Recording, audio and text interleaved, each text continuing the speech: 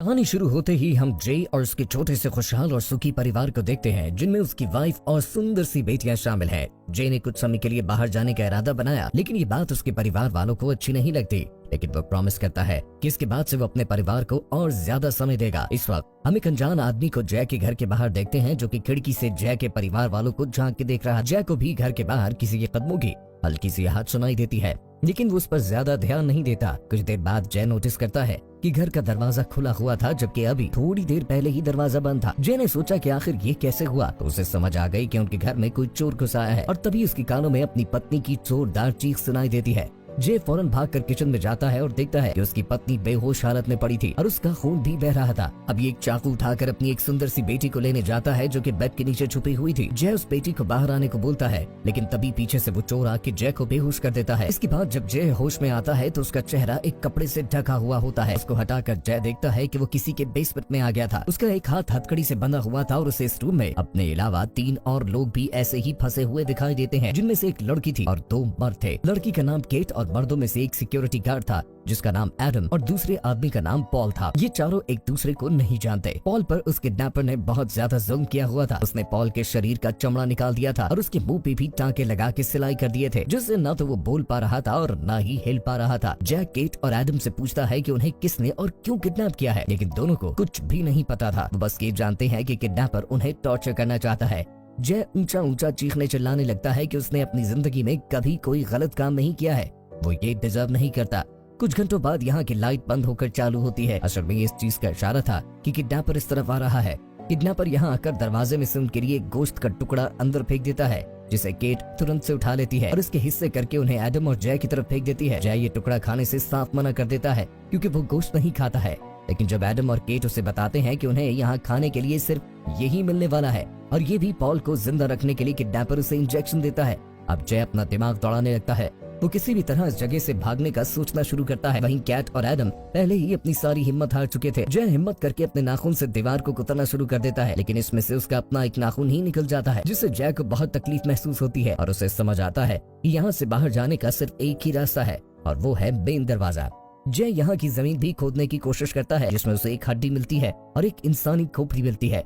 इसके बाद वो देखता है कि यहाँ एक सीसीटीवी कैमरा भी लगा हुआ है, जिससे ये जाहिर होता है कि किडनैपर हर वक्त उन पे नजर रख के बैठा है और उनकी हालत देखकर मजे ले रहा होगा। जय उस किडनैपर को बुरा बोलना और गालियां देना शुरू हो जाता है। एडम उसे ऐसा करने से मना करता है, क्योंकि अगर किडनैपर ने ये सब महसूस कर लिया और उसको गुस्सा आ गया तो उनके लिए बिल्कुल अच्छा नहीं होगा। लेकिन ये उनकी एक नहीं सुनता और किडनैपर को गुस्सा दिलाता है। जय अपने दिमाग में ये सोच रहा था कि किडनैपर जब अंदर आएगा तो उसे मार पीट कर यहाँ से भाग निकलेगा, लेकिन डोमिनिक किडनैपर को देखकर वो परेशान हो जाता है, क्योंकि डोमिनिक भरपूर शरीर वाला, हट्टा कट्टा और ताकतवर आदमी था। साथ ही उसने अपना चेहरा छुपाने के लिए एक चमड़े का ड्रामा सा मास्क भी पहना हुआ था। जय डोमिनिक से पूछता है कि उसके बीवी बच्चे ठीक है या नहीं। डोमिनिक उसकी बातों पर कोई जवाब नहीं देता और पॉल की बॉडी को कमरे के बीच में ले आता है। इसके बाद वो अपना चाकू केट को देता है और उससे मजबूर करता है कि वो पॉल के पेट की खाल काट कर उसे दे। केट मरती क्या न करती, उसने ऐसा ही किया जैसा वो बोल रहा था और डोमिनिक उसे वापस भेज देता है। इसके बाद डोमिनिक वो चाकू जय के पास फेंकता है और उससे भी यही चीज करने को बोलता है, लेकिन जय तो उसके बहुत मुखालिफ होता है, इसलिए वो उस चाकू से डोमिनिक को ही मारने की कोशिश करता है, जिसमें वो बुरी तरह फेल होता है और डोमिनिक उसे ही मारता है। अब जय की इस हरकत के लिए वो केट को सजा देगा। वो एडम को बुलाकर उससे केट के मुंह में एक ट्यूब डलवाता है और फिर उस ट्यूब में जिंदा कॉकरोच, जिसके ऊपर एक रेजर ब्लेड बंधी हुई थी, डालकर केट का मुंह बंद कर देता है। वो कीड़ा केट के गले में चला गया था, जिसकी वजह से उसे सांस लेने में दिक्कत पेश आ रही थी, लेकिन थोड़ी देर में केट खून के साथ उस कीड़े को भी बाहर निकाल देती है। जय उस कीड़े को कुचलकर उसमें से ब्लेड निकाल लेता है और अपने हाथ की रस्सी काटने लगता है।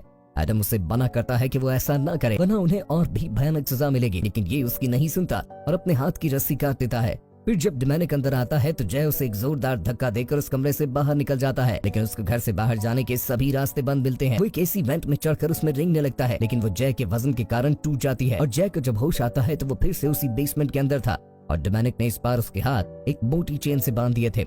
अब इसके बाद डोमिनिक वापस जय के कारनामे पर उसे सजा देने अंदर आता है। वो एडम को चाबी देकर उसकी हथकड़ी खोलता है, फिर वो उसे एक हथौड़ा और 2 कील भी देता है। वो चाहता था कि एडम जय के दोनों हाथों में कील ठोक दे। एडम ऐसा ही करता है और दर्द के मारे जय फिर से बेहोश हो जाता है। जब उसे होश आता है तो उसके दोनों हाथ दीवार से लगे थे। जय बड़ी मुश्किल से अपने हाथों से उन कीलों को बाहर निकालता है। थोड़ी देर बाद जय उनसे कहता है कि इन चारों का जरूर इस किडनैपर से कोई लेना देना है, इसीलिए वो उन्हें इतना टॉर्चर कर रहा है। लेकिन कैट और एडम को ऐसा कुछ भी याद नहीं आ रहा था कि उन्होंने इस आदमी का क्या बिगाड़ा है। तभी पॉल जोरों से कराहना शुरू कर देता है। ये समझ जाता है कि पॉल उन्हें कुछ बताने की कोशिश कर रहा है। पॉल अपनी उंगली से रेत पर एक तस्वीर सी बनाता है, साथ ही वो अपने मुंह के टांके तोड़कर कुछ बोलता है और इसके बाद ही पॉल की मौत हो जाती है। और उस एक वर्ड को सुनकर जय समझ जाता है उन चारों का आपस में और उस किडनैपर से क्या संबंध है। इसके बाद कहानी 20 साल पीछे चली जाती है। जय अपने माता पिता के साथ समर कैंप पर आया था। यहाँ उसकी दोस्ती कैट, एडम और पॉल से भी हो गई थी। एक रात को जय उन सबको एक कहानी सुनाता है कि इस जंगल में घर है जिसमें किसान आबाद है। उसकी पत्नी की मौत के कारण वो पागल हो गया और उसने अपने ही बेटे को अपने फार्म हाउस में कैदी बना कर रख लिया। और एक दिन उसने धारीदार कुल्हाड़ी से अपने ही बेटे की सारी खाल उतार दी। और कहा जाता है कि वो किसान आज भी इन्हीं जंगलों में रहता है और अपने अगले शिकार की तलाश में है। सभी बच्चे जय की इस कहानी को मन घड़त समझते हैं। तभी एक और बच्चा जिसका नाम डोमिनिक है उनके पास आता है। वो भी अपने माता पिता के साथ यहाँ समर कैंप पर आया था और इन सबसे दोस्ती करना चाहता था, लेकिन ये चारों डोमिनिक को तंग करने का सोचते हैं। वो कहते हैं कि डोमिनिक को उनका ग्रुप ज्वाइन करने के लिए कुछ चैलेंजेस कंप्लीट करना होंगे। डोमिनिक इसके लिए मान जाता है। सबसे पहले कि डोमिनिक को एक कीड़ा मुंह में रखने को बोलती है और ऐसा करते ही पॉल उसका मुंह बंद कर देता है, जिससे वो कीड़ा डोमिनिक को निगलना पड़ता है। इसके बाद केट एक स्पाइडर मक्खी को डोमिनिक के सर पे छोड़ देती है, जो कि उसके कान में घुसकर काट लेती है। डोमिनिक दर्द से चिल्लाकर भागता है, लेकिन ये चारों उसे पकड़ लेते हैं। इसके बाद केट उसके हाथ को जमीन में बांध देती है और फिर एडम अपने जार से ढेर सारे केचुए निकालकर उन्हें डोमिनिक के मुंह पे छोड़ देता है। इसके बाद वो लोग उसे यहीं अकेला छोड़कर चले जाते हैं और जाने से पहले चेतावनी देते हैं कि कोई केचुआ तुम्हारी आंख में न घुस जाए, वरना वो उसके दिमाग को खा जाएंगे। अगले दिन डोमिनिक के माता पिता आपस में लड़ रहे थे। वो बाहर आकर बैठ जाता है। केट उसे देखकर उसके पास जाती है और देखती है कि डोमिनिक के हाथ पर एक मैग्नेट का निशान बना हुआ था, जो कि उसी ने बनाया था जब उसके माता पिता ने उसके पसंदीदा घोड़े को मार दिया था। इसके बाद केट डोमिनिक को फिसलाकर उसी पुराने फार्म हाउस के पास ले जाती है जिसकी कहानी जय सुना रहा था। इसके बाद ये चारों डोमिनिक से कहते हैं कि वो इस फार्म हाउस के अंदर जाकर दिखाए। अगर उसने ये कर दिया तो वो उसे अपने ग्रुप में शामिल कर लेंगे। डोमिनिक इस फार्म हाउस में दाखिल हो जाता है और ये चारों उसे वहीं छोड़कर भाग जाते हैं। पॉल जाते हुए देखता है कि इस फार्म हाउस में कोई था, जो कि डोमिनिक को पकड़ लेता है। इसके बाद ये चारों अपने अपने घर चले गए थे और इतने समय के बाद सीधा अब जाकर एक दूसरे से मिले हैं। साथ ही उस दिन से वो बच्चा मिसिंग हो गया था और पुलिस ने जब इन चारों से पूछताछ की थी तो उन्होंने डोमिनिक और इस फार्म हाउस के बारे में कुछ भी नहीं बताया था। खैर, हम देखते हैं कि वो पागल किसान सच में बाहर रहता था। उसने डोमिनिक को वहीं पे कैद किया और उसे अपना बेटा समझकर पालने लगा। वो उसके दिमाग में ये भी भरता रहा कि उसके माता पिता और दोस्त साथी बुरे लोग हैं कि वो उसे यहाँ छोड़कर चले गए। डोमिनिक जब भी इस फार्म हाउस से भागने की कोशिश करता तो ये किसान उसे टॉर्चर करता था। धीरे धीरे डोमिनिक किसान को ही अपना पिता मानने लगा। फार्मर ने उसे स्ट्रॉन्ग बनना सिखाया और ये भी कि किसी इंसान की बुराई इसमें से बाहर निकालना है तो उसे टॉर्चर करना चाहिए। इस फार्म हाउस के अंदर एक कमरा था जिसके अंदर जाने की डोमिनिक को इजाजत नहीं थी। जब डोमिनिक बड़ा और जंगली हुआ तो एक दिन वो उस कमरे में चला गया। वहाँ उसे पता चला कि इस किसान ने अपने ही बेटे को मार दिया था और ये भी कि किसान ने डोमिनिक के माता पिता के ट्रेलर में आग लगा दी थी, जिसमें वो दोनों ही मारे गए थे, ताकि कभी कोई डोमिनिक की खोज में यहाँ तक न आ जाए। ये सब जानकर डोमिनिक को बहुत बुरा लगता है, लेकिन किसान डोमिनिक को इस कमरे में देख लेता है तो बहुत गुस्सा हो जाता है और उसे बुरी तरह मारता है। किसान समझ गया था कि डोमिनिक अब कभी उसे अपना पिता नहीं मानेगा, तो वो उसे उबलते हुए पानी में डालकर मारने की कोशिश करता है, लेकिन किस्मत से डोमिनिक उससे बचकर किसान को ही बेहोश कर देता है। इसके बाद वो किसान को रस्सी से बांधकर उबलते हुए पानी में डाल देता है, जिससे उसकी मौत हो जाती है। फिर डोमिनिक उसी की खाल का मास्क बनाकर मुंह पे पहनने लगता है। अब डोमिनिक की जिंदगी का बस एक ही मकसद था, इन चारों से बदला लेना। इसीलिए डोमिनिक इन चारों को किडनैप करके उन्हें टॉर्चर कर रहा है। डोमिनिक का मकसद उनके किए की सजा देना था। जय अपने दोस्तों कैट और एडम से कहता है कि हमें अपने किए के लिए इससे माफी मांगनी चाहिए, शायद वो हमें जाने दे। पर कैट और एडम को इस मंसूबे में कोई उम्मीद नजर नहीं आ रही थी। इसके बाद जय जोर जोर से डोमिनिक का नाम चिल्लाने लगता है और डोमिनिक अंदर आकर उसे चुप करा देता है। इसके बाद वो उसे एक इंजेक्शन देता है जिसमें स्पाइडर बकरी के अंडे भरे हुए थे। डोमिनिक ये चाहता था कि जय ये अंडे कैट के कान में डाल दे। वो समझ जाते हैं कि डोमिनिक उन्हें उसी तरह से टॉर्चर कर रहा है जैसा कि उन लोगों ने 20 साल पहले उसे किया था। कुछ देर बाद जय बेहोश होने का नाटक करता है। डोमिनिक जब उसे देखने आता है तो वो तीनों मिलकर उसे मारने की कोशिश करते हैं, लेकिन वो अकेला ही उन तीनों को मार पीट देता है। इसके बाद डोमिनिक अपने चाकू से एडम की आंख को जख्मी करता है और कैट से कहता है कि वो एडम की आंख में केचुआ डाले। वो ऐसा ही करती है और इस बार डोमिनिक अपना एक चाकू यहीं पर भूल जाता है। इसके जाने के बाद जय अपनी और केट की हथकड़ी खोल लेता है। फिर एडम की आंख को काट के बाहर निकाल देता है, क्योंकि केचुआ ऑलरेडी उसकी आंख के अंदर जा चुका था। इसके बाद एडम जय से कहता है कि वो चाकू उसे दे दे, ताकि जब डोमिनिक वापस अंदर आए तो वो खुद को डिफेंड कर सके। चाकू के लिए दोनों में लड़ाई होने लगती है। केट एडम के सर में एक पत्थर मारती है, लेकिन गलती से चाकू उसके मुंह में घुस जाता है, जिससे एडम की मौत हो जाती है।